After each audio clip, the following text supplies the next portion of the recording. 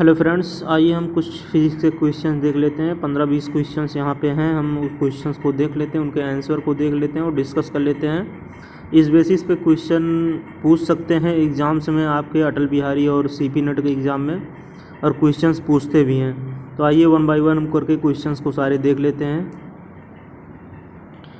The decreasing order of wavelength of infrared microwave, इसका आपको decreasing order लिखना है। तो डिक्रीजिंग आर्डर, इंक्रीजिंग आर्डर, इसमें तो माइक्रोवेव, इंफ्रा, अल्ट्रा, इसके बाद गामा, सिर्फ 4 दिया हुआ है, लेकिन आपको आर्डर सारे याद रखने हैं। तो आप सारे आर्डर याद रख लेंगे, इसका आंसर फर्स्ट हो जाएगा।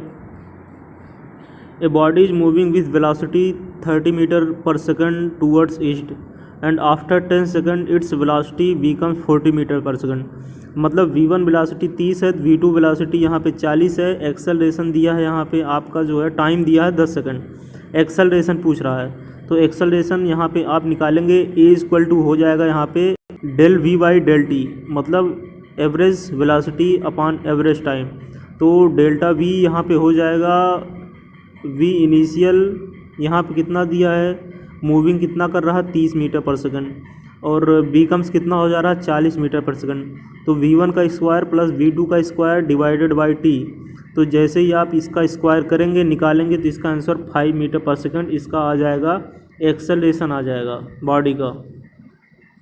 Photo electric emission occurs only when the incident light has more than a certain minimum frequency, इसका आंसर हो जाएगा। A charge Q is enclosed by Gaussian spherical surface of radius R. एक charge Q है जो कि Gaussian surface के द्वारा close हो जा रहा है, जिसकी रेडियस आर है। If the radius is double, अगर रेडियस को डबल किया जाएगा तो इलेक्ट्रिक फ्लक्स पे कोई प्रभाव नहीं पड़ेगा, कोई इफेक्ट नहीं पड़ेगा, इलेक्ट्रिक फ्लक्स कांस्टेंट ही रहेगा, रिमेन्स द सेम, इसका आंसर थर्ड हो जाएगा। ABC are 3 point in a uniform electric field, the electric potential is, electric potential क्या हो जाएगा, maximum at B। Electric potential इसमें पूछ रहा है सबसे ज़्यादा किस पे होगा, सबसे ज़्यादा इलेक्ट्रिक पोटेंशियल B पे होगा। इसके बाद हम बात करें तो C पर होगा, सबसे कम होगा A पे। जैसे जैसे दूर जाएंगे इलेक्ट्रिक पोटेंशियल कम होता जाएगा। A rod PQ of mass M and length L, एक रॉड है PQ रॉड है जिसका मास M है, लेंथ जिसकी L है। Hinged at P point, P point पे लटका दिया जाता है। The rod is kept horizontally by a massless string, एक मासलेस स्ट्रिंग से पॉइंट Q को बांध दिया जाता है। व्हेन स्ट्रिंग इज कट, अगर स्ट्रिंग को इसको कट कर दिया जाए तो initial angular acceleration of rod का कितना होगा। सीधा आप याद रखेंगे 3gl/2l होता है, 3g/2l इसका आंसर होगा, आंसर भी हो जाएगा। A wire of resistance 4 ohm, एक वायर है जिसका रेजिस्टेंस 4 ओम है, तो twice of its original length, अपने ओरिजिनल लेंथ का ट्वाइस डबल हो जा रहा है, तो resistance of strength wire will should be, तो कितना हो जाएगा, इसका फार्मूला होता R directly proportional to L square, तो इसका हो जाएगा 16 ohm. A force acting F on a particular of mass M is by the force time graph, एक फोर्स टाइम ग्राफ है जो कि यहाँ पे दिया हुआ है। Change in momentum, change in momentum पूछ रहा है, तो चेंज इन मोमेंटम होता है delta P equal to delta P equal to integrate F dot dt। तो यहाँ पे जब हम इसका निकालेंगे एरिया, इसका एरिया आ जाएगा हाफ, ट्रायंगल के कारण 2 × 6 लेंथ इंटू ब्रीथ, माइनस नीचे वाला जो होगा 3 × 2, नीचे वाला हम माइनस कर देंगे, प्लस ऊपर का ले लेंगे 2 + 4, 4 तक है, इंटू 3, तो टोटल इसका आंसर आ जाएगा, वो आ जाएगा 12 newton per second. In the given figure a diode D is connected to an external resistance R, जिसका 100 ओम है, EMF 3.5 वोल्ट है, बैरियर पोटेंशियल डेवलप हो रहा है क्रॉस डायोड के 0.5 वोल्ट। तो करंट पूछ रहा है सर्किट में कितना फ्लो होगा। इसके लिए हम फार्मूला लगाएंगे, तो फार्मूला निकल के यहाँ पे जो आएगा, पहली बात इसको हम माइनस कर देंगे, 3.5 में से 0.5 तो 3 वोल्ट आ जाएगा। V इक्वल टू IR लगाएंगे, I इक्वल टू होता है V/R, तो V यहाँ पे दिया है 3, निकल के आया 3 वोल्ट निकल कर आया, और रेजिस्टेंस यहाँ पे 100 दिया हुआ है, तो इसको डिवाइड करेंगे, आ जाएगा 30 मिली एम्पियर, जो कि करंट हो जाएगी। तो इसका आंसर हो जाएगा second 30 milli ampere. A force, इस पे क्वेश्चन आता है सीपी नेट में और हर सब एग्जाम्स में इस पे क्वेश्चन आता है, इसी बेसिस पे क्वेश्चन ही आता है, ऐसे टाइप के क्वेश्चन पूछता है। और इस टाइप का क्वेश्चन पूछा था 19 में। A force F equal to alpha I plus 3J plus 6K is acting on point R. सीधा एफ क्रॉस आर लगा देंगे, वेक्टर है तो एफ क्रॉस आर हो जाएगा, एफ डॉट आर हो जाएगा, या आर डॉट एफ कह सकते हैं। तो इसको जब आप सॉल्व करेंगे आर इंटू एफ करके तो इसका आंसर 0 आ जाएगा। टोटल आप सॉल्व करेंगे तो इसका आंसर 0 आएगा, आर इंटू एफ क्रॉस करके इसको सॉल्व कर लेंगे। In the spectrum of hydrogen the ratio of longest wavelength in the Lyman series. देखिए इस क्वेश्चन लाने का मतलब हमारा यही है कि लाइमन सीरीज बामर सीरीज पे हर साल क्वेश्चन पूछता है, तो आप सीरीज़ को अच्छे खासे तौर पे याद कर लेंगे, उससे रिलेटेड कम से कम 10-15 क्वेश्चन सॉल्व कर लेंगे। सीरीज़ से क्वेश्चन पूछना है, लाइमन सीरीज बामर सीरीज से क्वेश्चन पूछता है, YDSC एक्सपेरिमेंट से आपसे क्वेश्चन पूछेगा, इसके बाद क्वेश्चन पूछेगा पैरेलल सीरीज से पूछेगा, सर्किट से, और फिर TIR से क्वेश्चन पूछेगा, और इसके बाद क्वेश्चन पूछेगा ऑब्जेक्ट दे दिया है लेंस पे तो उसका फोकल लेंथ कितना बनेगा, या इमेज का फॉर्मेशन कितने सेंटीमीटर पे होगा। और क्वेश्चन मैग्नेट में बात करें तो मैग्नेट में डायरेक्ट फार्मूला बेस पे पूछेगा, इलेक्ट्रो में भी फार्मूला बेस पे पूछेगा, ऑप्टिक्स में तो बता दिया हमने।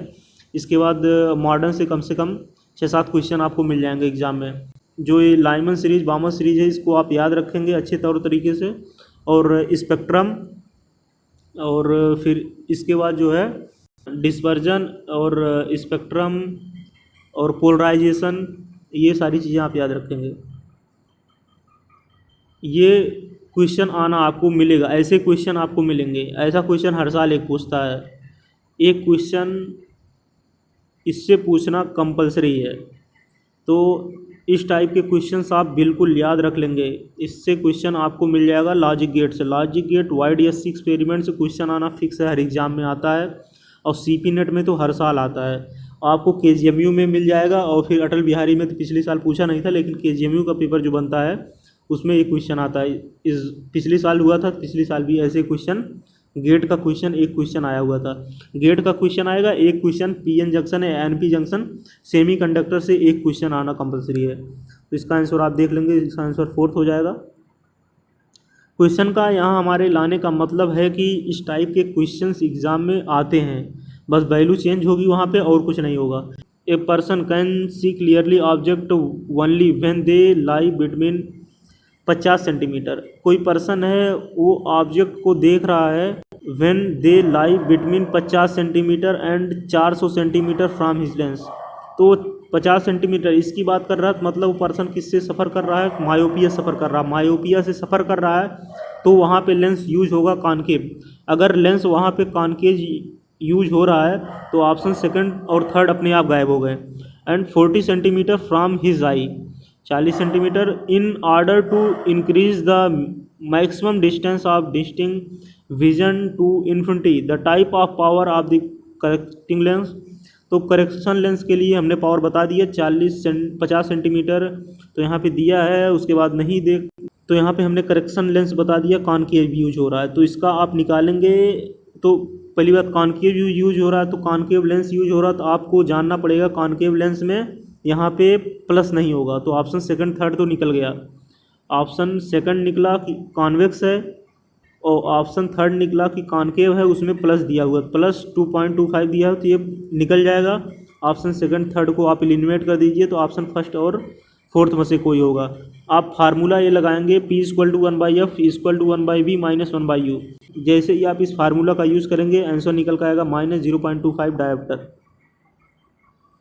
ए पोटेंशियोमीटर इज एन एक्यूरेट, तो इसका आंसर हो जाएगा सेकंड, कंडीशन इज नॉन, आने की संभावना इसकी नहीं है। फिर आगे क्वेश्चन हम देख लेते हैं, कोई इंपॉर्टेंट क्वेश्चन, ये इंपॉर्टेंट है। At what temperature viscosity of a liquid is minimum 45 degree Celsius पे जो लिक्विड की विस्कोसिटी होगी, यहाँ पे आंसर जो होगा वो 45 डिग्री सेल्सियस होगा। ऐसे ही क्वेश्चन वाटर का पूछता है, वाटर जो है 4 डिग्री सेल्सियस पे जो एनॉमलस बिहेवियर वाटर का होता है, ये क्वेश्चन मिला था 2019 में। जब हमने CP नेट दिया था तो एनॉमलस बिहेवियर वाटर का पूछ लिया था कि ये क्वेश्चन आया हुआ था, तो ख्याल आ गया आपको, हमने बता दिया। In which type of material the magnetic susceptibility does not depend on temperature. तो डायमैग्नेटिक की जो सस्पेक्टिबिलिटी होती है टेम्परेचर पर डिपेंड नहीं करती है। On heating which will expand more, अगर आपको हीट करेंगे निम्न में से नीचे जो दिए गए हैं तो सबसे ज़्यादा एक्सपेंड कौन करेगा, आयरन, वुड, वाटर, इनवार। तो सबसे ज़्यादा एक्सपेंड यहाँ पे करेगा वो करेगा water. For an elastic collision coefficient of restitution E is equal to, तो यहाँ पे E की वैल्यू 1 हो जाएगी, E इक्वल टू 1 होता है। और यहाँ से जो क्वेश्चन है E इक्वल टू 1 पूछा हुआ है, वहाँ कोलिजन से E इक्वल टू 0 और कब E की वैल्यू ग्रेटर होती है 1 से। ये तीनों कंडीशन आप याद रखेंगे कोलिजन से, क्योंकि ये क्वेश्चन आता है घुमा फिरा के, तीनों में से कोई ना कोई एक हर साल पूछ लेता है। विच ऑफ द फॉलोइंग जो graph represent the behaviour of an ideal gas off constant temperature. यहाँ पे टेम्परेचर कांस्टेंट की बात कर रहा है तो ग्राफ सेकंड हो जाएगा, इसका आंसर सेकंड हो जाएगा, कांस्टेंट हो जाएगा। What is the value of, ये देखिए क्वेश्चन लाने का मतलब है कि LCR सर्किट से हम बात करना चाह रहे हैं, LCR सर्किट से और LR सर्किट, ये सर्किट से क्वेश्चन आपको मिल जाएंगे। LCR सर्किट से हर साल क्वेश्चन पूछता है, तो LCR सर्किट पे आप कम से कम जो है, और ED करंट पे, LCR सर्किट ED करंट पे और पावर पे जो वाट पावर करके है वहाँ से क्वेश्चन पूछता है। तो आप तीनों पॉइंट याद रखेंगे, LCR सर्किट और ED करंट और फिर पावर से, वहाँ से आपसे यहाँ से आपको एक क्वेश्चन मिल जाएंगे। Gauss law can be applied, Gauss law for an closed sphere, for any sphere नहीं, for an closed and symmetric sphere, symmetric sphere पे नहीं यूज होता है, for any open sphere, open sphere पे। गॉसियन सरफेस गॉस लॉ जो सिर्फ होता है only and only close sphere पे अप्लाई होता है। तो ये रिलेटेड क्वेश्चन रहे कुछ आपके CP नेट और अटल बिहारी वाजपेयी से रिलेटेड। तो ये क्वेश्चंस एग्ज़ाम में आपके पूछ भी सकते हैं, नहीं भी पूछ सकते हैं, लेकिन इससे रिलेटेड आपको क्वेश्चंस मिलेंगे, ये गारंटेड है। मिलते हैं नेक्स्ट वीडियो में नए अपडेट के साथ। जय हिंद।